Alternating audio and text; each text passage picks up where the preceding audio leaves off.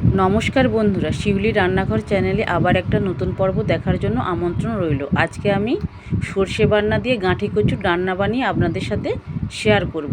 তার জন্য এখানে নিয়েছি সর্ষে বান্না, আলু আর গাঁঠি কচু, বেগুন আর নিয়েছি বড়ি। প্রথমে গ্যাসের মধ্যে একটা কড়া বসিয়ে দিলাম। কড়ার মধ্যে গাঁঠি কচু আর আলু একটু সেদ্ধ করে নেব। এইবার জল দিয়ে দিলাম। ঢাকনা দিয়ে সেদ্ধ করে নেব। অল্প করে একটু লবণ দিয়ে দিলাম।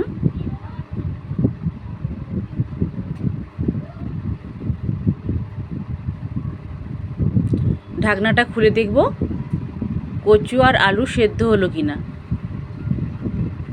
খুব ভালো করে সেদ্ধ হয়ে গিয়েছে। এবার নামিয়ে নিলাম।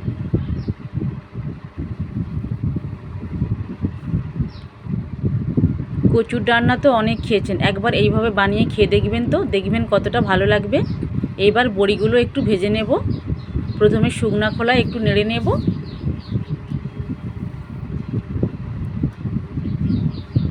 তারপর এর মধ্যে একটু সরিষার তেল দিয়ে দেব। আজকের রান্নাটা আমি সরিষার তেলেই বানাবো।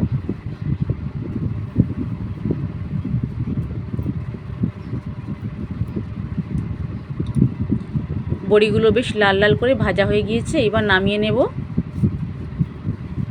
বড়ি ভাজাগুলো নামিয়ে নিলাম।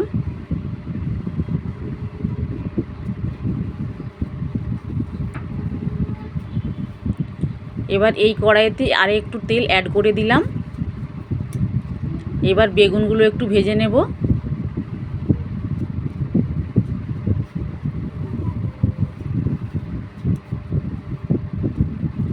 বেগুনগুলো খুব সুন্দর করে ভাজা হয়ে গিয়েছে। এবার নামিয়ে নেব।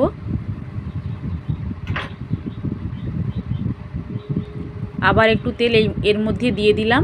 এইবার সর্ষে বান্নাটা এতে দিয়ে দেব। আর দিলাম জিরে গুঁড়ো, অল্প করে একটু ধনে গুঁড়ো দিলাম, হলুদ গুঁড়ো আর দিলাম লঙ্কার গুঁড়ো। এইবার খুন্তিয়ে করে দু একবার ভালো করে নেড়ে নেব। যেহেতু সরষে বান্না, এটা বেশি ভাজার কোনো প্রয়োজন নেই, তাহলে তেতো হয়ে যাবে বেশি করে ভাজলে। হালকা করে ভেজে নিয়েছি। এবার পরিমাণ মতো জল দিয়ে দেব। জল দিয়ে গাঁঠি কচু আর আলু সেদ্ধ আর বেগুন ভাজা, বড়ি সমস্ত কিছু একসাথে দিয়ে দিলাম। দিয়ে আমি এখানে 10 মিনিটের মতো ভালো করে ফুটিয়ে নেব।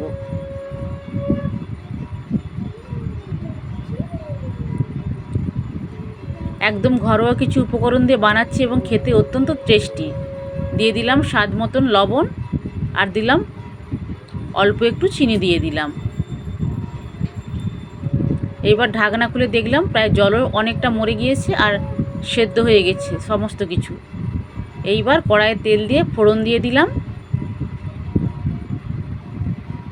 আর একটা শুকনো লঙ্কা ভেঙে দিয়ে দিলাম। খুন্তিয়ে করে একটু নেড়ে ফোড়নটা ভালো করে ভেজে নেব।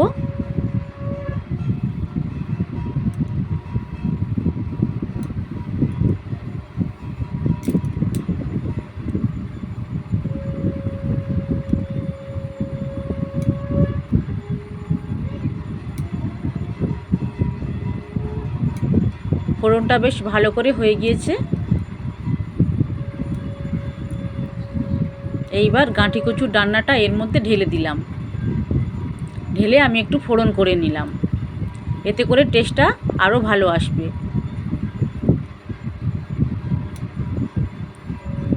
রেডি হয়ে গেল আমার সর্ষে বান্না দিয়ে গাঁঠি কচুর ডান্না। এইবার আমি নামিয়ে নেব।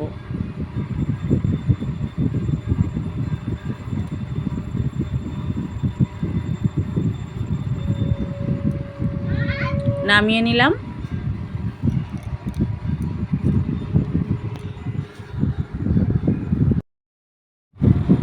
এতটাই টেস্টি লাগে যে আপনারা না বাড়িতে বানালে এর স্বাদ বুঝবেন না। বন্ধুরা, এই রেসিপিটা যদি আপনাদের ভালো লেগে থাকে তাহলে প্রচুর প্রচুর লাইক, শেয়ার ও কমেন্ট করবেন এবং সাবস্ক্রাইব করে আমার পাশে থাকবেন। সবাই ভালো থাকবেন, সুস্থ থাকবেন। দেখা হবে আবার পরের ভিডিওতে। নমস্কার।